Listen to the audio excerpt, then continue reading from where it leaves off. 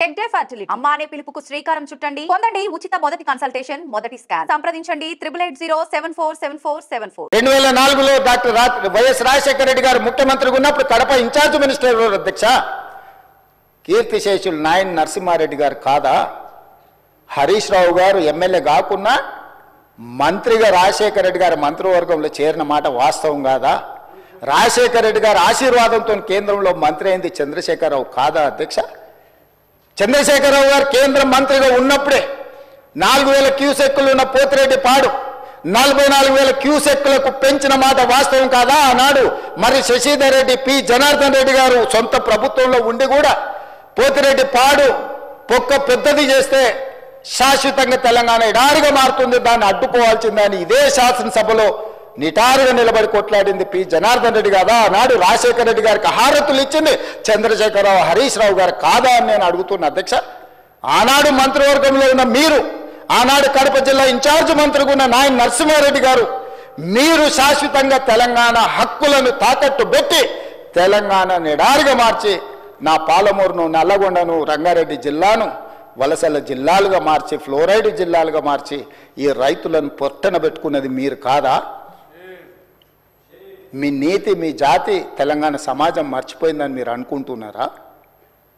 ఆనాడు మేము లేమా ఈ సభలలో? శాసనమండలిలో నేను లేనా? ఇక్కడ ఉన్నోళ్ళు చాలామంది ఆనాడు శాసనసభ్యులు కాదా? శ్రీధర్ బాబు గారు, ఉత్తమ్ కుమార్ రెడ్డి గారు ఆనాడు ఈ సభలో లేరా? వెంకటరెడ్డి గారు లేరా? అధ్యక్ష, ఎవరిని మభ్యపెట్టాలని ఈరోజు మాట్లాడుతున్నారు అధ్యక్ష? ఉమ్మడి రాష్ట్రంలో రాజశేఖర రెడ్డి గారి మంత్రివర్గంలో రాజశేఖర రెడ్డి సహకారంతో కేంద్ర మంత్రివర్గంలో ఉన్న చంద్రశేఖరరావు, హరీష్ రావు గారు ఆనాడు అడ్డుకుని ఉంటే పోతిరెడ్డి పాడు పొక్క పెద్దదై ఉండేదా? తెలంగాణకు అన్యాయం జరిగి ఉండేదా అని నేను అడుగుతున్నా అధ్యక్ష. అది పక్కన పెట్టండి అధ్యక్ష. కాంగ్రెస్ పార్టీ శ్రీమతి సోనియా గాంధీ గారు ఆనాడు ఆల్ పార్టీ కమిటీలో ఉత్తమ్ కుమార్ రెడ్డి గారు తెలంగాణ తరఫున రిప్రజెంట్ చేసిండ్రు. అఖిల పక్షాన్ని పిలిచినప్పుడు కేంద్ర హోంశాఖ తెలంగాణ రావాలి అని వారు వాదనలు వినిపించిన తర్వాత జూన్ 2, 2014 నాడు తెలంగాణ రాష్ట్రం ఏర్పడ్డ తర్వాత ఆనాడు ఉమ్మడి రాష్ట్రంలో 2011-12లో కిరణ్ కుమార్ రెడ్డి గారి మీద ఒత్తిడి తీసుకొచ్చి పాలమూరు రంగారెడ్డి ఎత్తిపోతల కోసం, సర్వే కోసం, నిధుల కోసం, ప్రాజెక్టుల కోసం ఈరోజు డీకే అరుణ గారు బీజేపీలో ఉండొచ్చు గాక, డీకే అరుణ గారు, చిన్నారెడ్డి గారు, మల్లు రవి గారు కొట్లాడి ఆనాడు జీవో దీపించి రోజుకు 2 టీఎంసీల ప్రకారం జూరాల నుంచి నీళ్లు తరలించాలి పాలమూరు రంగారెడ్డి కానీ ప్రాజెక్టును ఆమోదింపజేసింది నిజం కదా అధ్యక్ష? ఆ రోజు తమరు కూడా ఉన్నారు కదా అధ్యక్ష. తెలంగాణ రాష్ట్రం ఏర్పడ్డ తర్వాత పాలమూరు రంగారెడ్డి ఎత్తిపోతల పథకాన్ని జూరాల నుంచి నీళ్లు తీసుకునే విధానం మీద పెద్దలు చిన్నారెడ్డి గారు ఇదే సభలో మాట్లాడితే చిన్నారెడ్డి గారిని ఏ రకంగా దూషించిండో ఈ సభనే సజీవ సాక్షి. చంద్రశేఖరరావు గారు ఇక్కడనే నిలబడి చిన్నారెడ్డిని అవమానించిన మాట వాస్తవం కాదా? కాంట్రాక్టర్ల కోసం, కమిషన్ల కోసం, లిఫ్టుల కోసం, పంపుల కోసం, మోటార్ల కోసం కక్కుర్తిపడి కాంట్రాక్టర్ ఇచ్చిన కమిషన్ల కోసం జూరాల నుంచి తీసుకోవాల్సిన నీళ్లను శ్రీశైలం బ్యాక్ వాటర్స్ కు తరలించడంతో ప్రాజెక్టు వ్యయం 16,000 నుంచి 35,000 కోట్లకు పెరగడమే కాకుండా 100 కిలోమీటర్లు పారాల్సిన 175 కిలోమీటర్లు కాలువలు తవ్వాల్సి వచ్చి ఈ రోజు 60,000 కోట్లకు అంచనాలు పెరిగినాయి అధ్యక్ష. 2 టీఎంసీలను 1 టీఎంసీకి తగ్గించి శ్రీశైలంకు తరలించడం వల్ల ఈరోజు ప్రాజెక్టులు కట్టిన నీళ్లు తీసుకోలేని పరిస్థితి మనకు దాపురించిన మాట వాస్తవం కాదా అధ్యక్ష? అధ్యక్ష, తుంగభద్ర కానీ, లేకపోతే సుంకేశ్లో కానీ, లేకపోతే కృష్ణానది జలాలు కానీ కర్ణాటక రాష్ట్రం నుంచి మొట్టమొదట మహబూబ్నగర్ జిల్లాలో అలంపూర్, గద్వాల ప్రాంతంలో వస్తాయి అధ్యక్ష. మొట్టమొదటి ప్రాజెక్టు జూరాల దగ్గర.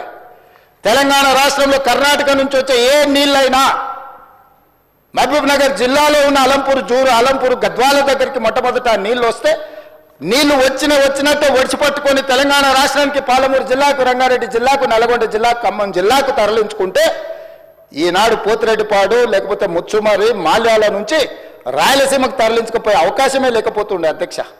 మహబూబ్నగర్ జిల్లాలో కర్ణాటక నుంచి ఎంటర్ అయిన నీళ్లు ఈరోజు తిరిగి మళ్ళీ రాయలసీమ పోయి మళ్ళీ వెనక్కొచ్చి మళ్ళీ శ్రీశైలంకి వచ్చినప్పుడు ఒకవైపు రాయలసీమ, ఇంకొక వైపు మహబూబ్నగర్ ఉంటే మొత్తం కల్వకుర్తి లేకపోతే పాలమూరు రంగారెడ్డి అన్ని ప్రాజెక్టులు కలిపితే కూడా రోజుకు 2 టీఎంసీలు తీసుకునే కెపాసిటీ మన ప్రాజెక్టులలో లేదు.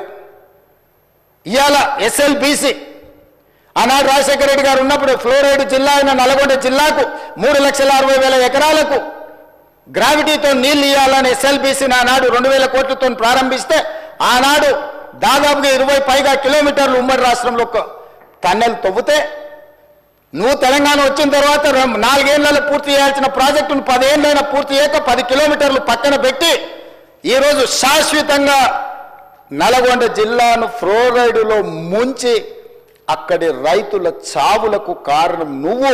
ఆ ప్రాజెక్టు పూర్తి చేస్తే ఎవ్రీ డే 4000 క్యూసెక్కులు నీళ్లు తీసుకపోతే గ్రావిటీతోనే రూపాయి ఖర్చు కూడా లిఫ్టుల మీద పెట్టాల్సిన అవసరం లేకుండా ప్రాజెక్టు కంప్లీట్ అయి ఉండేది అధ్యక్ష. ఇవాళ జరిగిన ఎస్ఎల్బీసీ ప్రమాదానికి ఆ 8 మంది చావులకు నువ్వు కారణం కాదా? వాటి వివరాలు నేను మళ్ళీ చెప్తా అధ్యక్ష. అలాంటిది పాలమూరు రంగారెడ్డి ఎత్తిపోతలు తెలంగాణ రాష్ట్రం వచ్చినాక ప్రారంభించి 10 సంవత్సరాలైనా నువ్వు పూర్తి చేయలేదు. ఈనాడు చంద్రబాబు నాయుడు గారైనా ఆంధ్రప్రదేశ్ అయినా కేంద్రమైనా ఈ ప్రాజెక్టులను అడ్డుకుంటుంది అని అంటే ఈరోజు కృష్ణానది మీద నిర్మించిన ఉమ్మడి రాష్ట్రంలో ప్రారంభించిన కల్వకుర్తి కావచ్చు, ఉమ్మడి రాష్ట్రంలో అనుమతులు ఇచ్చిన పాలమూరు రంగారెడ్డి ఎత్తిపోతలు కావచ్చు, ఉమ్మడి రాష్ట్రంలో అనుమతి వచ్చిన మక్తల్ నారాయణపేట కొడంగల్ ప్రాజెక్టు కావచ్చు, భీమా కావచ్చు, నెట్టంపాడు కావచ్చు, కోల్చార్ కావచ్చు, శ్రీరామ్ సాగర్, ఇందిరాసాగర్ కావచ్చు, రాజీవ్ సాగర్ కావచ్చు, కృష్ణానది మీద పరివాహక ప్రాంతంలో నిర్మాణంలో ఉన్న ప్రాజెక్టులు 60 సంవత్సరాలు పైగా ఉమ్మడి రాష్ట్రంలో పూర్తి కాని ప్రాజెక్టులు 10 సంవత్సరాలు చంద్రశేఖరరావు గారు ముఖ్యమంత్రి ఉన్నప్పుడు ఈ రాష్ట్రంలో ఎందుకు పూర్తి చేయలేదు? దక్షిణ తెలంగాణ పట్ల కృష్ణానది జలాలను మా ప్రాంతానికి ఇవ్వకుండా వివక్ష చూపించి శాశ్వతంగా మా రైతాంగం జీవితాల మీద మరణ శాసనం రాసింది చంద్రశేఖరరావు కాదా అని నేను ఇక్కడ నుంచి అడుగుతున్నా అధ్యక్ష. ఇవాళ ప్రతిపక్ష నాయకుడు వచ్చి ఇక్కడ కూర్చుంటుంటే నేను అడిగేదానికి సమాధానం చెప్పాల్సి వస్తుందని ఈరోజు వారి ముఖం చాటేసింది అధ్యక్ష. అధ్యక్ష ఇప్పుడే లెక్కలు ఇచ్చిండ్రు అధ్యక్ష.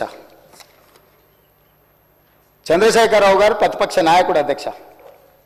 ప్రతిపక్ష నాయకుడుగా ఇప్పటివరకు వారి శాసనసభకు వచ్చింది 2 సార్లు అధ్యక్ష.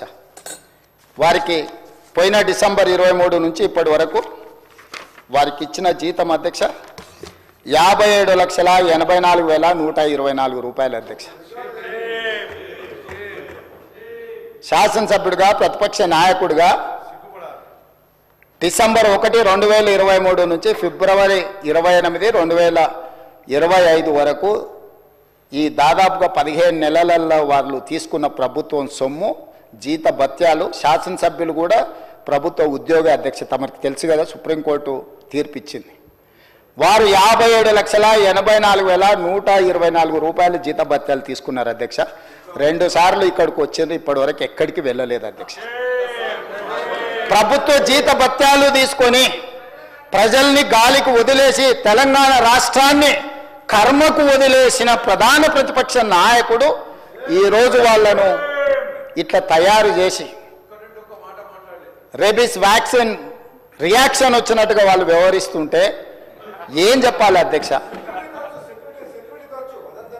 ఇక సెక్యూరిటీలు ఇవన్నీ మళ్ళీ అది సపరేట్గా నేను చెప్పదలుచుకున్న వాటి జోలికి వెళ్ళదలుచుకోలేదు. సరే, కుటుంబ సభ్యుల వల్ల ఆయన ప్రాణ ప్రమాదం ఉంది కాబట్టి ఆయన సెక్యూరిటీ పెట్టుకున్నాడు.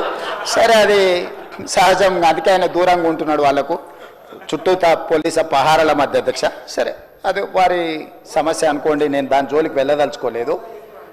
సో ఈరోజు ఎస్ఎల్బీసీ పూర్తి చేసి ఉంటే నల్గొండ కష్టాలు తీరు ఉండేటివి కదా, డిండి ప్రాజెక్టు పూర్తి చేసి ఉంటే నల్గొండ కష్టాలు తీరు ఉండేటివి కదా, మా పాలమూరు రంగారెడ్డి ఎత్తిపోతల ప్రాజెక్టు ఈరోజు జూరాల నుంచి నీళ్లు తీసుకుని ఉంటే రాయలసీమ నీళ్లు దొంగిలించే అవకాశం ఉండకపోతుండే కదా అధ్యక్ష.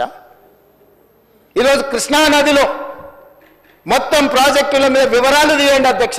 ఎవరి హయంలో ప్రారంభమైనాయి, ఎవరి హయంలో పూర్తయినాయి, ఎవరు అన్యాయం చేసిండ్రు. పెద్దలు చంద్రశేఖరరావు గారిని రమ్మని ఉండే అధ్యక్ష, తమరైన వ్యక్తిగతంగా మాట్లాడండి. వారు ఏ రోజు వస్తారో వారి సభలో ఉన్నప్పుడే కృష్ణానది జలాల మీద చర్చ పెడతాము. ఈ చర్చలో ఒకవేళ మా తప్పేదైనా ఉందని నిరూపిస్తే సభా సాక్షిగా చంద్రశేఖరరావు గారికి, బీఆర్ఎస్ నాయకులకు నేను క్షమాపణ చెప్తా అధ్యక్ష. ఇది నా సవాల్ అధ్యక్ష చంద్రశేఖరరావు గారికి. సవినయంగా నేను చంద్రశేఖరరావు గారికి సవాలు విసురుతున్న కృష్ణా పరివాహక ప్రాంతంలో కృష్ణానది జలాలలో ఈరోజు తెలంగాణకు శాశ్వతంగా అన్యాయం జరిగింది చంద్రశేఖరరావు గారి హయంలో. లెక్కలతో సహా నిరూపించడానికి నేను, మా మంత్రి ఉత్తమ్ కుమార్ రెడ్డి గారు సిద్ధంగా ఉన్నాం అధ్యక్ష. వాళ్ళ సంతకాలు పెట్టొచ్చి వాళ్ళ అఫిడవిట్లు వేసి రాయలసీమ లిఫ్ట్ ఇరిగేషన్ ప్రారంభించి 2020లో ఆంధ్రప్రదేశ్ ముఖ్యమంత్రి జగన్మోహన్ రెడ్డి గారిని ప్రగతి భవన్కు పిలిపించి పంచపక్ష ప్రమాణాలు పెట్టి రాయలసీమ లిఫ్ట్ ఇరిగేషన్ జీవో మొత్తం రాయలసీమలో ఈరోజు పోతిరెడ్డిపాడు కావచ్చు, మాల్యాల కావచ్చు, లేకపోతే ముచ్చుమరి కావచ్చు, రాయలసీమ లిఫ్ట్ ఇరిగేషన్ కావచ్చు, ఇవన్నీ కలిసి శ్రీశైలం బ్యాక్ వాటర్స్ నుంచి పర్ డే 10 టీఎంసీ, ప్రతిరోజు 10 టీఎంసీలు 60 రోజులు మనకు వర్షాలు వచ్చినప్పుడు ఉంటే 600 టీఎంసీలు వెనుక నుంచి వెనకల్నే రాత్రికి రాత్రే తరలించకపోవడానికి ఇవాళ ప్రాజెక్టులు పూర్తయినాయి. 2014 నుంచి 2023 డిసెంబర్ వరకు చంద్రశేఖరరావు గారు ముఖ్యమంత్రిగా సాగునీటి పారుదల శాఖ మంత్రిగా ఉన్నప్పుడు తెలంగాణ రాష్ట్రానికి అన్యాయం చేసింది అధ్యక్ష.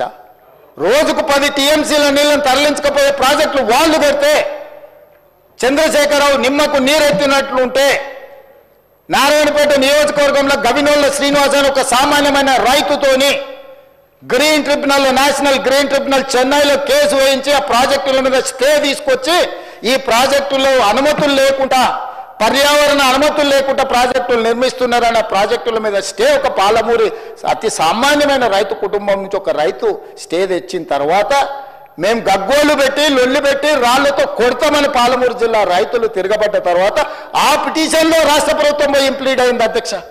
ఇదెక్కడ చూద్దాం అధ్యక్ష? తెలంగాణ హక్కుల కోసం శాశ్వతంగా మనకు అన్యాయం జరిగే నిర్ణయాలు ఆంధ్రప్రదేశ్ తీసుకుంటే ప్రభుత్వం కొట్లాడాల్సింది పోయి ఉద్దండులైన న్యాయ కోవిదులను పెట్టి అడ్డుకోవాల్సింది పోయి వదిలేస్తే ఒక సామాన్యమైన పాలమూరు రైతు నేషనల్ గ్రీన్ ట్రిబ్యునల్లో కేసు వేసి స్టే తీసుకొస్తే పర్యావరణ అనుమతులు ఇవ్వని అప్పుడు పోయి వీళ్ళు విధి లేని పరిస్థితిలో ఇంప్లీడ్ అయినారు అధ్యక్ష.